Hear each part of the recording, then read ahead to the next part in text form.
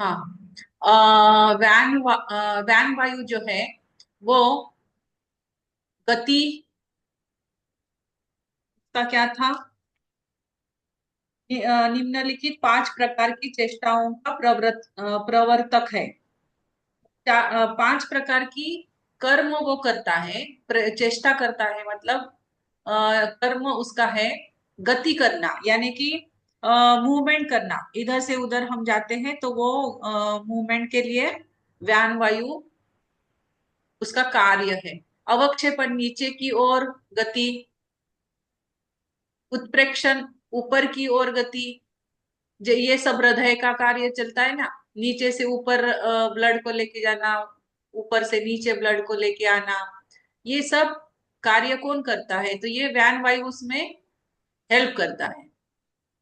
निमेश, उन्मेष, ये सब उसके चेष्टाएं हैं। व्यान वायु को रस संवहन का कारक तथा समस्त चेष्टाओं का प्रवर्तक माना गया है। रस संवहन में हृदय प्रमुख रूप से भाग लेता है। अभी रस संवहन में हृदय है। अन्य तरल द्रव्यों के समान रस प्लाज्मा। अभी इसमें तरल पदार्थ कौन कौन से हैं? प्लाज्मा है, ब्लड है, शारीरिक तरल द्रव्य बॉडी फ्लूइड्स है, उच्च दाब से निम्न दाब वेनस ब्लड प्रेशर्स में अंतर होना रक्त संवहन का कारण है। धमनी रक्तदाब, परिसरीय प्रतिरोध पेरिफेरियल रेजिस्टेंस, हृदय की संकुंचन प्रसारण क्षमता कार्डियक आउटपुट पर निर्भर करता है। परिसरीय प्रतिरोध का नियंत्रण वाहिका प्रेरक केंद्र वैसोमोटर सेंटर के द्वारा होता है तथा हृदय का कार्डियक सेंटर के द्वारा होता है। ये दोनों केंद्र मस्तिष्क में स्थित होते हैं। वेगस तंत्रिका तथा अनुकंपी तंत्रिकाएं सिंपथेटिक नर्व्स, इनकी क्रियाओं का नियंत्रण होता है। सोते समय बाह्य उत्तेजनाओं के न्यूनतम जाने से अनुकंपी तंत्रिकाओं की क्रियाशीलता भी न्यूनतम हो जाती है। फलस्वरूप वेगस तंत्रिका हृदय की गति को मंद कर देती है और इसके विपरीत जागृत और अधिक उत्तेजित अवस्था में अनुकंपी तंत्रिकाओं की क्रियाशीलता बढ़ जाती है, जिससे हृदय की गति भी बढ़ जाती है और संवहन अधिक तेज से होने लगता है। अभी इसका मतलब समझते हैं हम। व्यान वायु जो है, व्यान वायु ये सर्कुलेशन का काम करता है, क्योंकि उसमें रस है। रस होने के कारण ये बॉडी फ्लूइड्स जो हमारे हैं, body fluids, plasma, blood also move from high towards low pressure। अब ये कहाँ से कहाँ जाता है? ये तो साइंस का नियम है ना, कि हाई ब्लड प्रेशर से हम हमेशा कोई भी लिक्विड जो है लो प्रेशर की ओर बढ़ता है, वो वायु रहो या लिक्विड रहो। जो हाई प्रेशर जहाँ पे होता है, हाई प्रेशर से लो प्रेशर की तरफ जाता है। The difference between the arterial blood pressure and venous blood pressure is caused by blood circulation। और ये ब्लड सर्कुलेशन क्यों होता रहता है? क्योंकि वो ब्लड प्रेशर, आर्टेरियल ब्लड का प्रेशर और वेनस ब्लड का प्रेशर, ये दोनों वेंट्रिकल्स वेन्स में जाने वाला ब्लड और आर्टरीज में जाने वाला ब्लड जो है, ये दोनों में से जाने वाला जो ब्लड है उसके प्रेशर की वजह से ये सर्कुलेशन होता रहता है continuously. The arterial blood pressure depends upon the peripheral resistance and cardiac output. अब ये arterial blood blood pressure, peripheral यानी कि बाह्य जो पेरिफेरियल प्रेशर होता है, रेजिस्टेंस होता है उसके और कार्डियक आउटपुट के कारण ही ये होता रहता है। The peripheral resistance is controlled by the vasomotor center and heart by cardiac center। अब ये हम सेमेस्टर 2 में पढ़ चुके हैं, पीएचबी में। Both these centers are situated in the brain।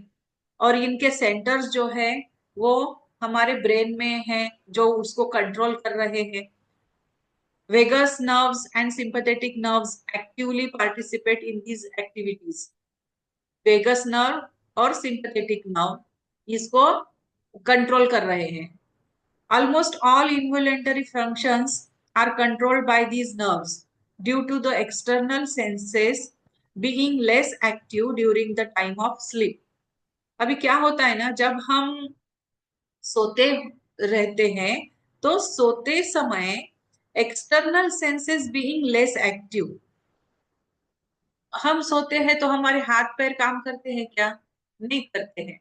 तो एक्सटर्नल जो ऑर्गन्स है हमारे, वो वो कम मतलब वो एक्टिव नहीं रहते हैं। The activity of sympathetic nerves also becomes less active, और sympathetic nerves also less active होते हैं, वो भी एक्टिव नहीं होते हैं। हम सोते हैं तो हम हमारी पलकें झपकती है क्या? नहीं झपकती है। तो सिंपैथेटिक जो नर्व्स है वो भी इनएक्टिव, लेस एक्टिव होते हैं वो भी। हम स्वप्न देखते रहते हैं, स्वप्न में घूम रहे हैं, लेकिन हमारे ऑर्गन्स नहीं हुआ उस वक्त, ऑर्गन्स तो शिथिल पड़े हुए रहते हैं ना, उनकी एक्टिविटी लेस एक्टिविटी होती है। As a result vagus nerve slows the rate of heart beat. Vagus nerve slows the rate of heart beat, तो उस समय हमारे हार्ट बीट भी धीरे धीरे चलते हैं। On its contrary, it in awakened and excited state, the activity of sympathetic nerves increases.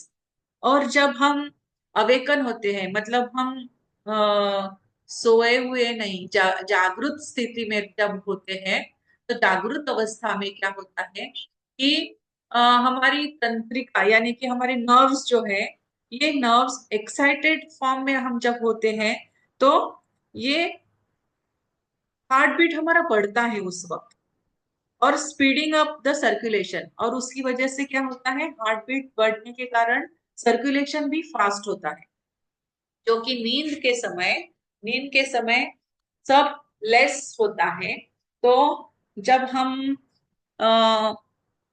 जागृत स्टेट में रहते हैं, अवेकन स्टेट में रहते हैं, एक्साइटेड स्टेट में रहते हैं, तो activity of sympathetic nerves increases and resulting in an increase in heart beat and speeding up the circulation, और सर्कुलेशन भी सभी ऑर्गन्स में बढ़ता है।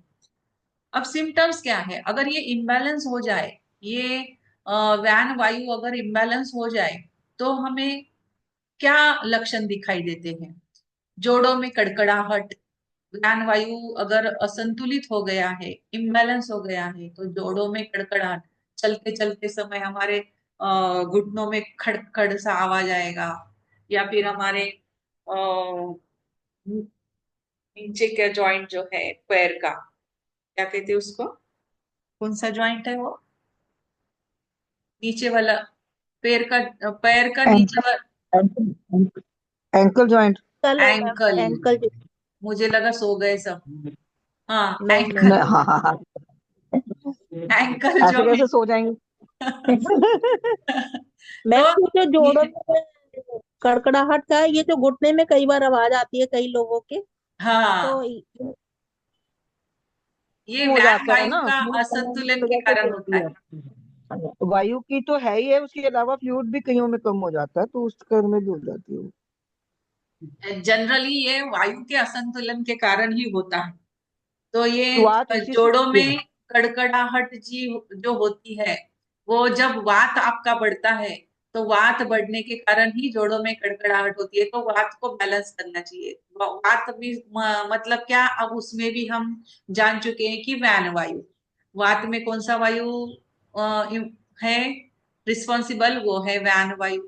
तो वात की गड़बड़ी, तो व्यान वायु को हम बैलेंस करेंगे। फिर उसके गठिया, गठिया हो जाती है, तो गठिया भी उसी के कारण होती है, ब्लॉकेज के कारण, वो वायु का ब्लॉकेज हो गया।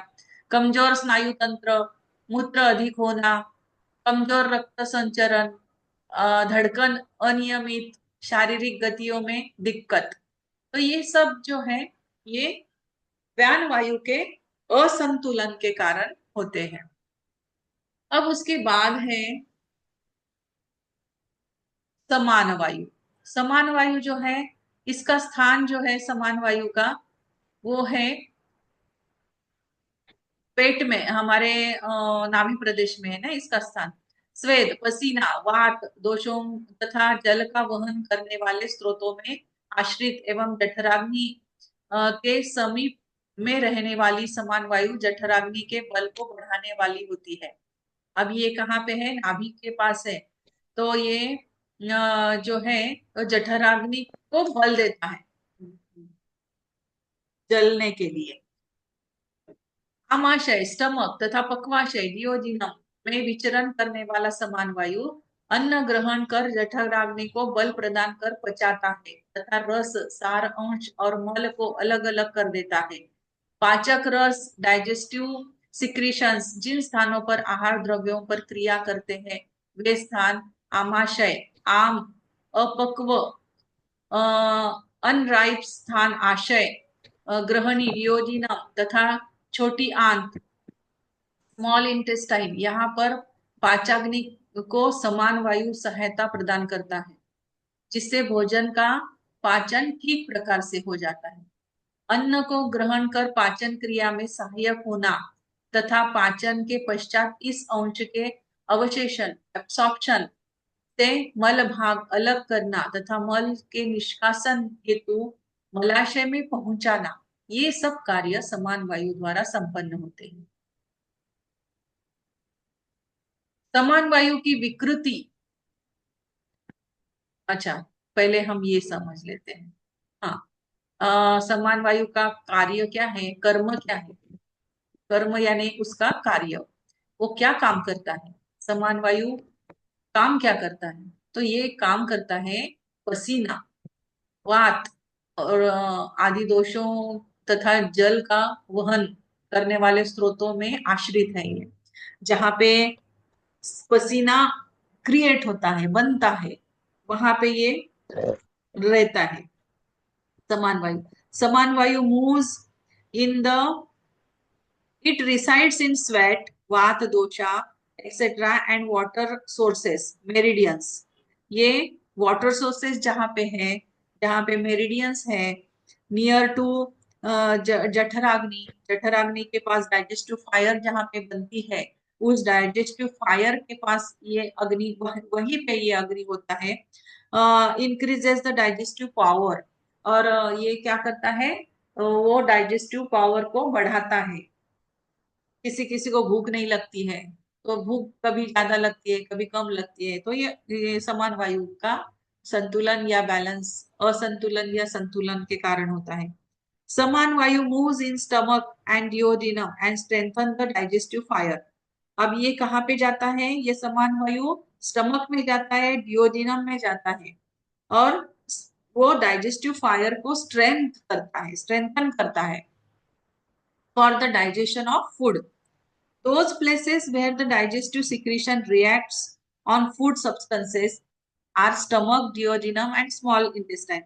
अब ये जहां पे सिक्रीशन होता है ना, जैसे कि हमारी लार ग्रंथि हमारे मुंह में है, वो लार का सिक्रीशन करती है, सलाइवा का सिक्रीशन होता है हमारे मुंह में, उसी तरह से स्टमक से भी कुछ एंजाइम्स का सिक्रीशन होता है, डिओडिनम में भी कुछ सिक्रीशंस होते हैं, स्मॉल इंटेस्टाइन में भी कुछ सिक्रीशंस होते हैं।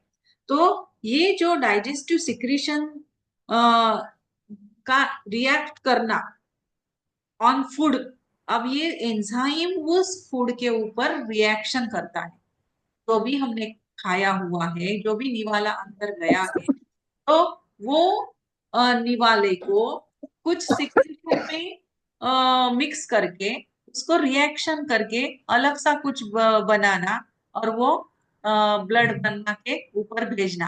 इस तरह से ये जो रिएक्शन होता है, digestive secretion reacts on food substances, कहाँ कहाँ पे होता है? ये स्टमक में होता है, डिओडिनम में होता है और स्मॉल इंटेस्टाइन में। Hence here samana vayu helps digestive fire to digest food in proper way. ये इसका काम ही है, समान वायु का काम ही है कि ये रिएक्शन अच्छी तरह से हो रही है कि नहीं, उसको उसको अग्नि बढ़ाना है क्या, तो समान वायु वो देगा, वायु वायु डालेगा। ऑक्सीजन, जब हवा, हाँ, आपने देखा होगा जो चूल्हा जलता है, तो उसको अग्नि बढ़ाने के लिए वो महिला क्या करती है, उसको कुछ किसी चीज से हवा देती है ना। हवा क्यों देते हैं, हवा क्यों दिया, क्योंकि उसको वायु की जरूरत थी, ऑक्सीजन की जरूरत थी। ऑक्सीजन उसको मिल गया तो वो अग्नि भड़कता है। तो इसी तरह से समान वायु क्या करता है कि जो डाइजेशन का प्रोसेस है, जो एंजाइम्स वहां पे है, स्टमक में, डिओडिनम में और स्मॉल इंटेस्टाइन में, तो उसका डाइजेस्टिव फायर प्रॉपर तरीके से होना चाहिए। तो ये काम वो देखता है समान वायु। All these functions done by समान वायु helps in digestion of food and after digestion it absorption। अब ये तो हो गया, उसने काम क्या किया समान वायु ने कि उसको अच्छी तरह से रिएक्शन होने दिया, एंजाइम को, जो भी फूड हमने लिया है उसको रिएक्ट किया, रिएक्शन का काम हो गया। फिर उसके बाद रिएक्शन हो जाने के बाद जो मटेरियल बना है उसको एब्सॉर्ब भी तो करना है।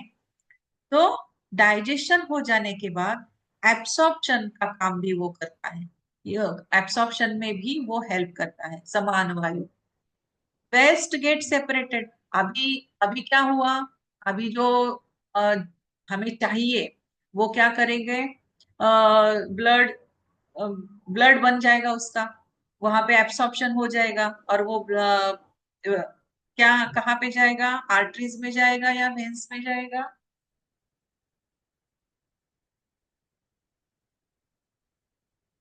आर्टरीज में जाएगा या वेन्स में जाएगा। अशुद्ध रक्त कौन लेके जाता है, शुद्ध रक्त कौन लेके वो जाता है। वेन्स, आर्टरीज के नाम है, शुद्ध रक्त लेके जाती है और वेन्स लेके जाती हैं अशुद्ध रक्त। हाँ, तो अभी यहाँ पे क्या हो रहा है कि ये बना हुआ है जो वो लेके जाएगा ऊपर, तो ये वेन्स क्या करेंगी, ऊपर लेके जाएंगी, फिर उसमें ऑक्सीजन डाल के फिर नीचे आएंगे, आर्टरीज लेके आएंगी, है ना।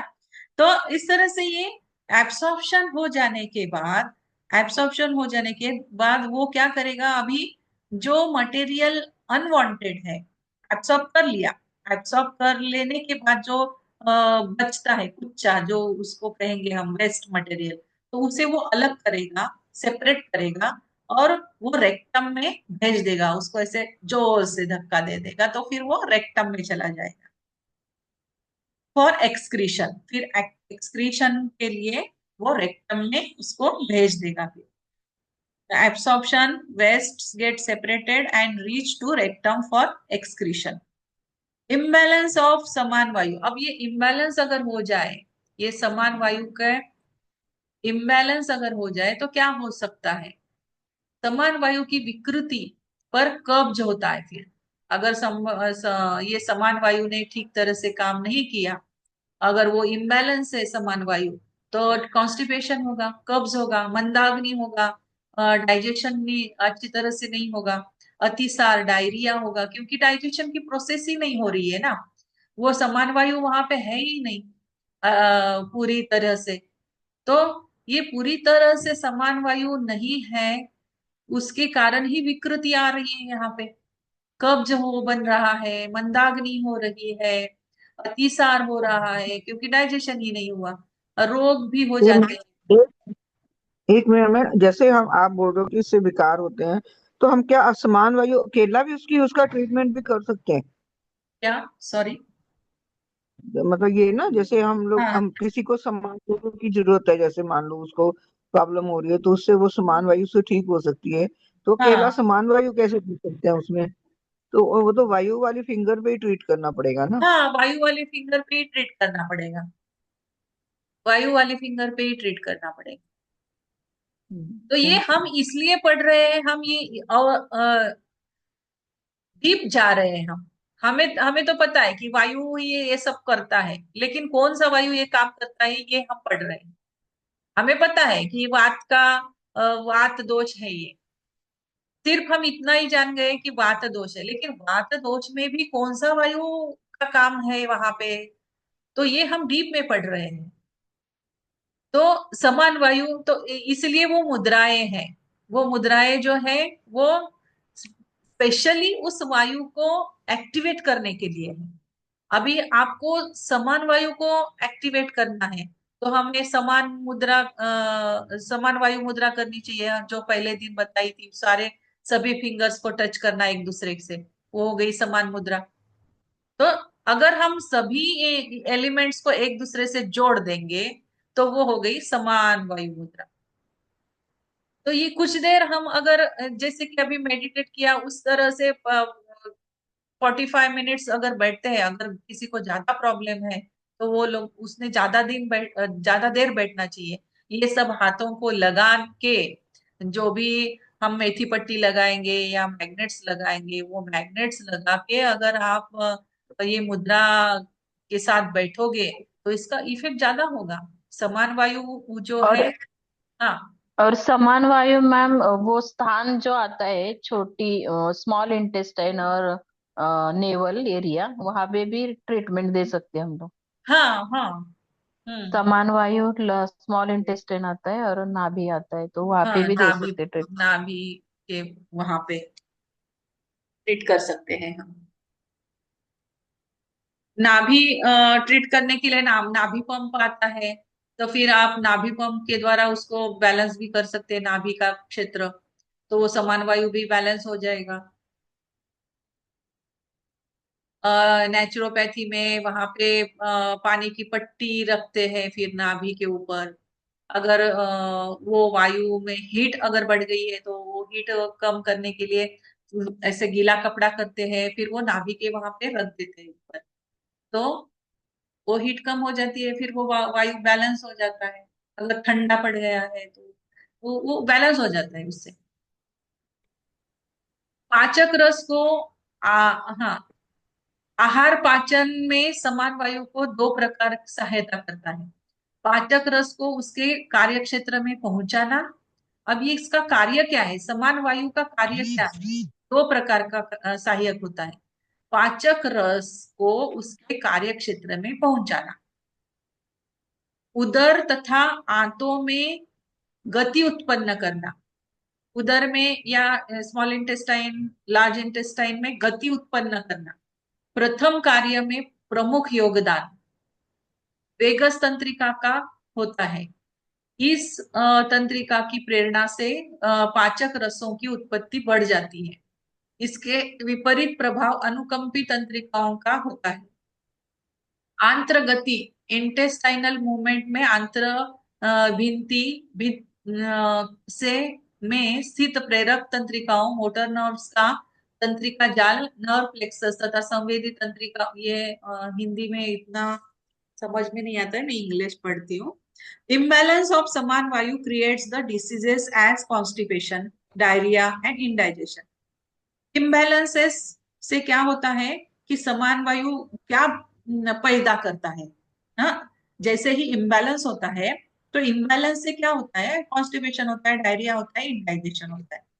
इन डाइजेशन की जो प्रोसेस है, डाइजेशन की प्रोसेस में ये दो प्रकार से काम करता है, to move digestive secretion to their action place. ये जो डाइजेस्टिव सिक्रीशन हुआ है, जो कि स्टमक से सिक्रेट हुआ है, स्मॉल इंटेस्टाइन से सिक्रेट हुआ है और लार्ज इंटेस्टाइन से सिक्रेट हुआ है, तो उसको उस सिक्रीशन को उस जहां पे उसकी जरूरत है वहां तक लेके जाना।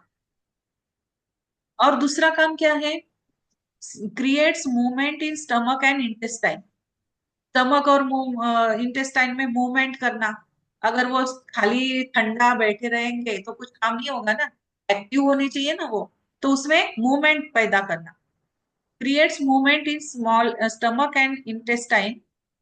Main contribution is of vagus nerve.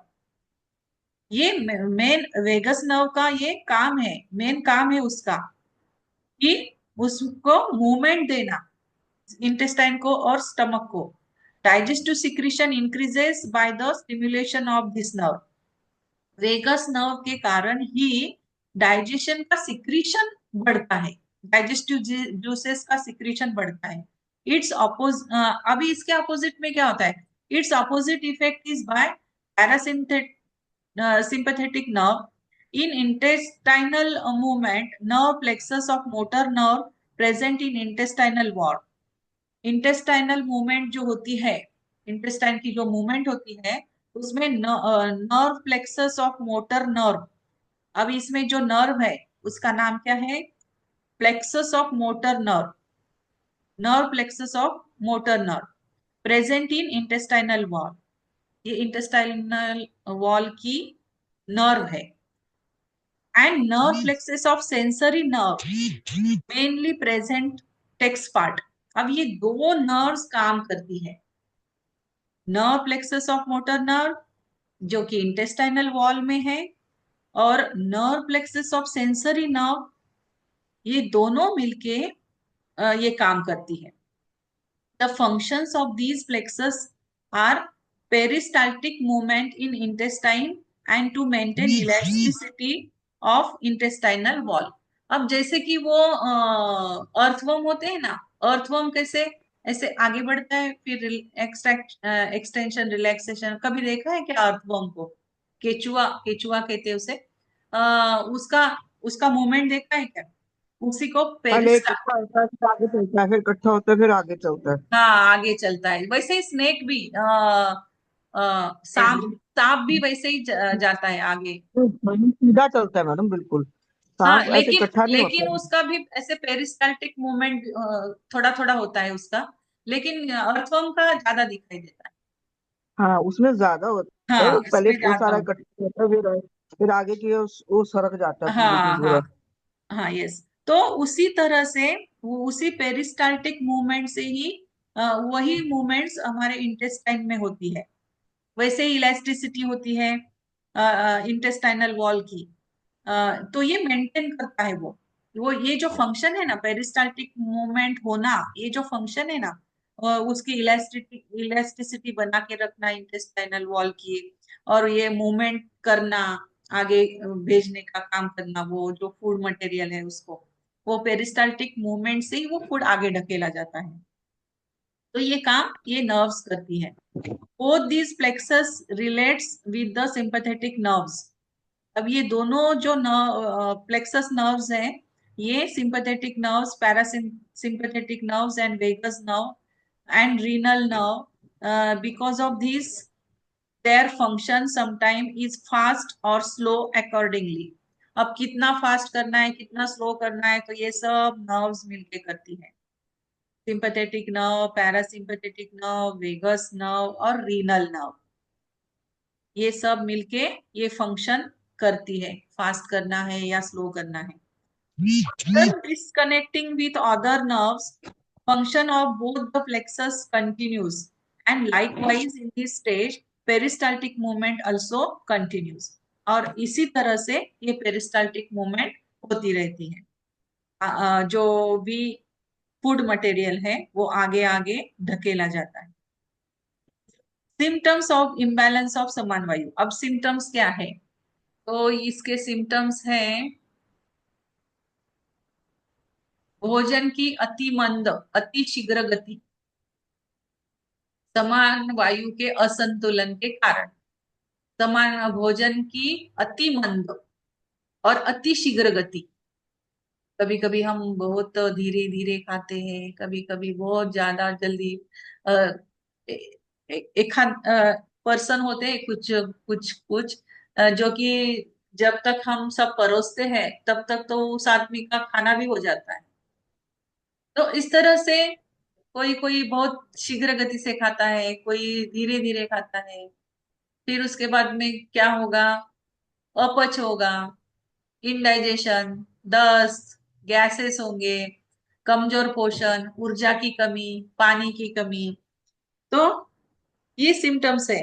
To slow और too fast movement of food, जो हमारे अंदर जा रहा है जो कि बहुत स्लो जा रहा है, या फिर ये पेरिस्टाल्टिक मूवमेंट जो है, ये पेरिस्टाल्टिक मूवमेंट बहुत ही स्लो हो रही है, या फिर बहुत ज्यादा फास्ट हो रही है। तो उससे भी ये क्यों हो रहा है? तो ये समान वायु का असंतुलन हो गया, इसलिए वो पेरिस्टाल्टिक मूवमेंट जो है अंदर, वो इस तरह से अतिमंद होगी या अतिशीघ्र होगी। डायरिया, फिर उसकी वजह से क्या होगा? ये असंतुलन हो गया समान वायु का, तो डायरिया हो जाएगा। पुअर न्यूट्रिशन, न्यूट्रिशन अच्छी तरह से नहीं होगा, डिहाइड्रेशन होगा, इनडाइजेशन होगा, गैस और गैस्ट्राइटिस होगा, लो एनर्जी। अगर पचन ही नहीं होगा, डाइजेशन ही नहीं होगा, तो एनर्जी कहाँ से आएगी? तो फिर इनडाइजेशन, लो एनर्जी, तो ये सब जो है ये है असंतुलन। किसका असंतुलन है? समान वायु का असंतुलन का ये लक्षण है सब। अभी आप लोग बताइए, आपको क्या क्या समझ में आया? हमने आज कौन से दो वायु देखे? कौन से दो वायु पढ़े हमने आज? एक उदान वायु, उदान वायु, एक समान वायु। एक मैम उदान वायु, एक समान वायु। हाँ, एक मिनट। हाँ, उदान वायु का स्थान कहाँ पे है? नाभि और वीना जी, प्रदेश वीना जी, नाभि, वीना जी बताइए, वीना जी बताइए, स्टमक। वीना जी बताइए। हाँ जी मैम, उदान उदान वायु का वायु का स्थान स्थान। नाभि और प्रदेश तथा कंठ प्रदेश है।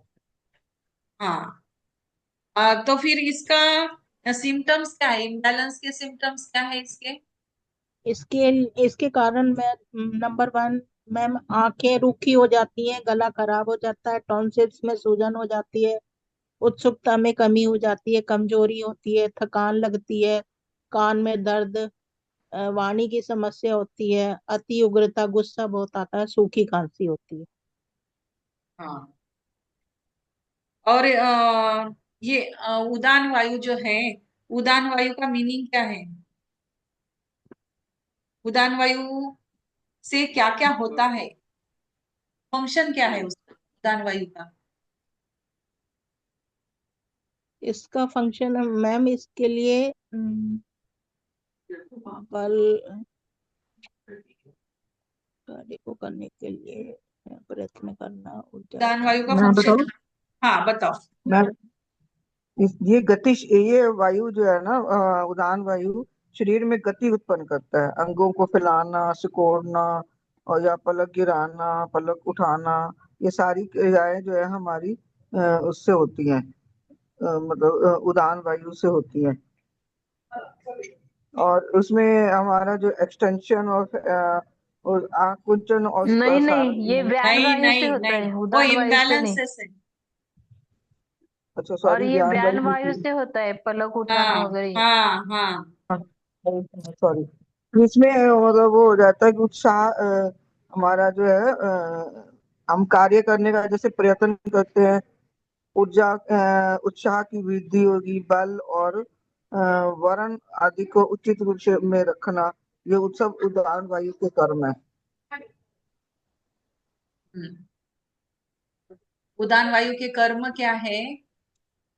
प्रत्येक कार्य को ऊर्जा, बल करने के तथा लिए। वर्ण को उचित रूप में रखना मैम। करने का प्रयत्न करना, ऊर्जा या उत्साह में वृद्धि, उदार शक्ति में वृद्धि, बल, वरण आदि को उचित रूप में रखना, यानी कि बैलेंस रखना जो है, ये सब उदान वायु के कर्म है। अभी वैन वायु जो है, वैन वायु का स्थान कहाँ पे है? संपूर्ण शरीर में। पूर्ण शरीर। और इसका कार्य क्या है? वैन वायु का कार्य क्या है? चलना फिरना। इसका कार्य मैम, शरीर में गति उत्पन्न करना, अंगों को फैलाना, हाँ, आक्षेप, निमेष क्रिया, पलक आदि, उन्मेष क्रिया, उपर्युक्त ब्लड का क्रियाएं सदैव सर्कुलेशन, शरीर में व्यान वायु के कारण होती हैं। ब्लड का सर्कुलेशन। प्रसरण। पसीने का निकास, पसीने का निर्माण और निष्कासन दोनों, रक्त का संवहन करना, ये सारी जो है चीजें ज्ञान वायु करता है।